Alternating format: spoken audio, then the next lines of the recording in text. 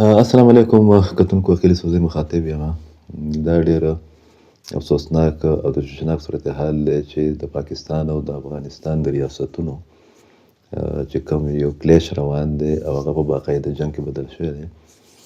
په دې کې عام خلک چې دی هغه ډېر زیات متاثره کیږي. کو یو طرف ته د تورخم او د چمن سمیت ټول بارډرز بند دي او د افغان عوام په ستونزو کې او د تاجرانو په ستونزو کې، په مسایلو کې، په مالي نقصاناتو کې اضافه کیږي. نو بل طرف ته پاکستان ته، خاص کر په پاکستان کې پښتنو ته هم د معاش په لحاظ سره ډېر نقصان چې دی هغه د روزانه په بنیاد باندې اوچتول دي. خو دا چې کوم صورتحال جوړ دی، خاص کر په کابل او د قندهار او د ننګرهار نه بعد چې کوم بلیم گیم شروع شوی دی یا یو بل ته د دمکیانو یا د پاکستان د باقاعده حملو کوم لړۍ روانه ده، دا ډېره تشویشناکه ده. تېره ورځ یو ځل بیا افغان حکومت د دې ثابتولو کوشش وکړو، خاص کر امیر خان متقي او چې کوم د هغې ترجمان دی ذبیح الله مجاهد چې ګینې په سلونو خلک په کابل کې د پاکستان ایر سټرایکس په نتیجه کې وژلی شوي دي. خو سوال دا پیدا کېږي چې په هر واقعې باندې نظر ساتونکي د افغانستان ډیجیټل میډیا، مین سټریم میډیا او سوشل میډیا د نیکسټ ډے چې کوم راتلونکي ورځ په هغې کې چې کله دغه مړو تدفین کېدو یا د هغو جنازې کېدې، نو د هغې فوټیجز او نور تفصیلات چې دي هغه دوی نشر او شیر ولې نه کړل. چې کوم اطلاعات دي د هغې مطابق واقعیتاً چې په دغه هسپتال کې 2-3 درجنه کسان چې کوم دي هغه په نښه شوي دي د پاکستان ایرفورس په ایر سټرایکس کې. خو بل طرف ته دا هم حقیقت دی چې ویل کېږي دا چې د هسپتال لاندې مخکې د نیټو یا دغه پریمیسز چې کوم دي حدود په دې کې د نیټو د وخت نه د امریکې د افغانستان کې د موجودګۍ د وخت نه د اسلحې ډیپوز او افغان طالبانو دغه ډیپوز د هسپتال د قیام نه بعد هم استعمالول او سیټلایټ چې کله هغه بیا دغه کړل ونیول دغه ډیپوز یا دغه ټکم ټکانې، نو د هغې په نتیجه کې دغه واقع وشوه. خو افغانستان حکومت د پولیټیکل پوینټ سکورینګ یا د پولیټیکل کارت په طور دا ډېر زیات استعمال کو. په دغه لړ کې بیا 13 ورځ امیر خان متقي، غیر ملکي سفارتکار او ماهرین چې دي هغې هم راغوښتله او چې کوم ډیپلوماټیک سرکل دي هغې کې چې لږ ډېر کومو خلکو د انټرنیشنل میډیا سره آف د ریکارډ خبرې کړي دي، هغې کې دا ویلي چې د امیر خان متقي نه چې کله دا تپوس وشو چې د مړو شمېره چې ته څومره ښیې، نو د دې ثبوت دی، نو د هغه سره د څلي بخل جواب نه او د دې سره بالکل جواب نه چې تاسو د افغانستان ځمکه د پاکستان او د انټرنیشنل کمیونټي د خدشاتو مطابق د پاکستان دغه دهشتګردو په لاسو کې ولې استعمالولو ورکوي، کوم چې په پاکستان باندې حملې کوي. بل خوا اتاتارړه او خواجه آصف هم هغه الزامات یا بیانات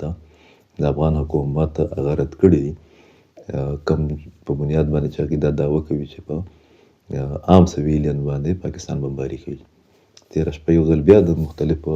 د کابل سمیت مختلفو علاقو کې د پاکستان د فضایي د حملو اطلاعات زیرګرده شو. در دې خبرې ثبوت دی چې د کراس بارډر ټیرریزم په حواله باندې یا دغه ګروپونو په حواله باندې چې هغه په افغانستان کې موجود دي او افغان طالبان یې په هغه سرپرستي کوي، په دغه ایشو باندې د پاکستان او د افغانستان تعلقات چې دي هغه په حالات جنگ کې بدل شوي دي. او هم په دغه تناظر کې ماهرین د خدشه ظاهروي چې د اختر چې کوم را روانې ورځې دي دا د پاکستان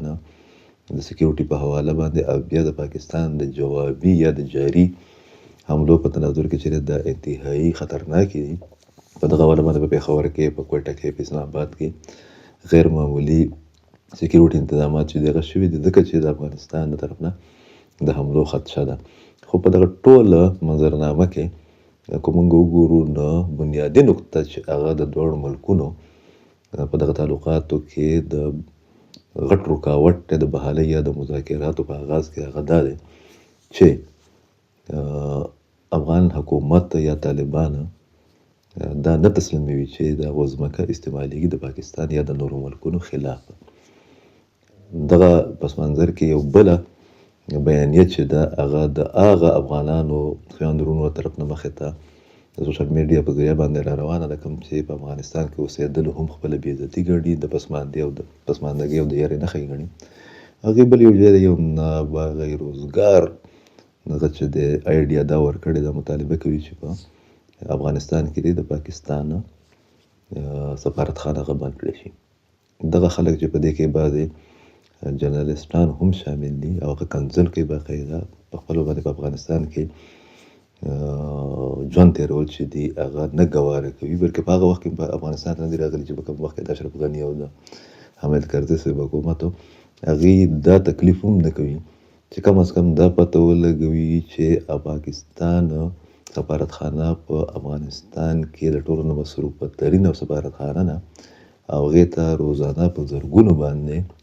هغه افغانان د پاکستان د ویزې دپاره